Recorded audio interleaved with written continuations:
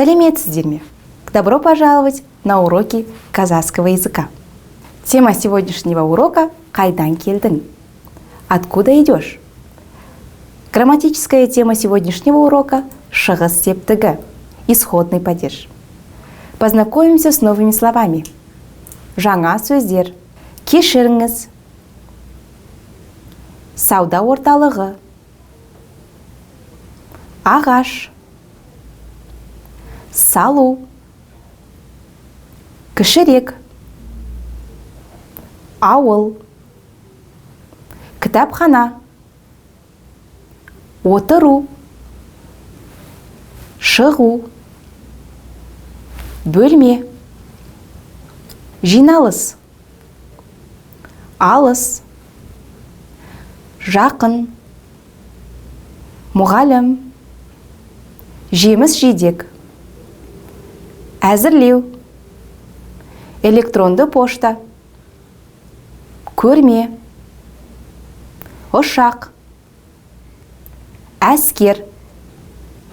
Сабақ. Исходный падеж шығыс септігі указывает на исходный пункт действия.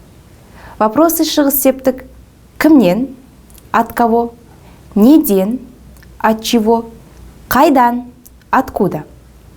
А теперь рассмотрим способы употребления шығыс септік. Первое. Окончание первой строки дан, ден следует после всех гласных сонорных л, р, у, и после звонких ж, з. Например, иден – из дома, қаладан – из города. Второе. Окончание тан, тен добавляется после глухих согласных к, п, с, т, ш, ща, ф, х, ха, ц, ч и звонких б, в, г, д. Например, жұмыстан – из работы, автобустан – из автобуса. А также окончание на, нен следует после сонорных м, н, н и притяжательной формой третьего лица. Например, адамнан – от человека, арманнан – от армана. Наряду с этим слова в форме шығыс септік выражают и следующие значения. Из чего сделан предмет? Например, үйді ағаштан салады, дом строят из дерева. А также сравнительное значение. Например, Қарағанды Алматыдан кішірек, Караганда поменьше Алматы. Также исходный пункт действия и движения.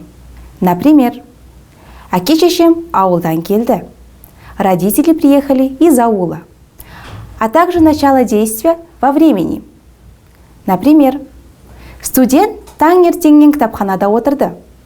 Студент с утра сидел в библиотеке. Всегда надо помнить, окончание исходного падежа нан-нен, дан-ден, тан-тен употребляется в зависимости от того, на какой звук оканчивается слово. Рассмотрим притяжательную форму исходного падежа. Первое лицо. Менің үйімнен.